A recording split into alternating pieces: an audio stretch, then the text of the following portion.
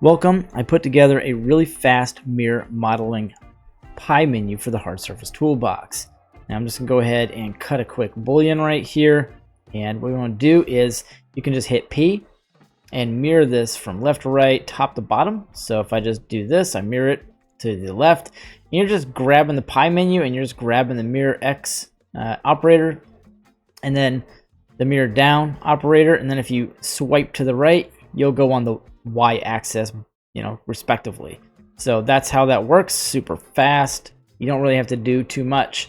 So now if you go to preferences on the hard surface toolbox, you'll see the mirror pie menu shortcut key is P. You click on it, you can make it Control Shift O or whatever you want to do. Let's see, Shift Alt O, whatever. And if that's not used or whatever, then it will work. So if I hit Shift Alt O, boom, there it is, and now I can work with that.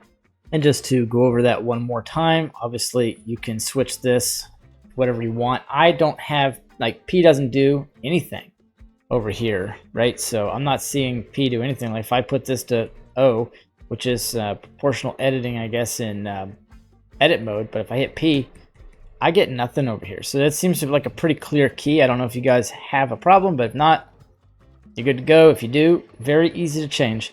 So one more time, if you hit P, now you don't have to stop and click it, okay? That's not how this is designed. You can hit P swipe, P down, and then P to the right, and boom, you're going to mirror model everything. Then don't forget, you've got this very, very powerful mirror modeling system here, which is ultimately a constraint. And let's see what happened here. Yeah, it's my mirror XZ. Let's delete that. Oh, I turned on my proportional editing. That actually screwed it up. That's funny. So all you have to do is hit mirror modeling and then hit G. And now you can have this constrained very nicely. Doesn't matter where this empty is. And this will give you the opportunity to say, come in and do some stuff. So with this, I've got a dissolve feature that's going to turn on wireframe when you do that, so you kind of see what's going on, which you might have selected whatever you want to get rid of. So I could just dissolve that, and it's going to jump you back into object mode so you can keep working. And maybe that's a tedious thing. If it turns out you guys don't like the function of that, no big deal. I can turn that off, but you do have a control right click menu, so you can turn off the show wire and it won't be there. And then of course you can turn on the auto smooth, the cavity, all kind of stuff right here. Face orientation, so that's pretty important to have the face orientation so you can kind of see your mesh, see if it looks good. I will leave the old mirroring tools in here, so if by chance you guys want to use it, it's right here. I just call it the toolet area. It's more confusing that way though, but the way I did it, it's much easier. So now you've got that. And then if you're done mirror modeling, like you've got everything accomplished, and just throw something in there nice and randomly,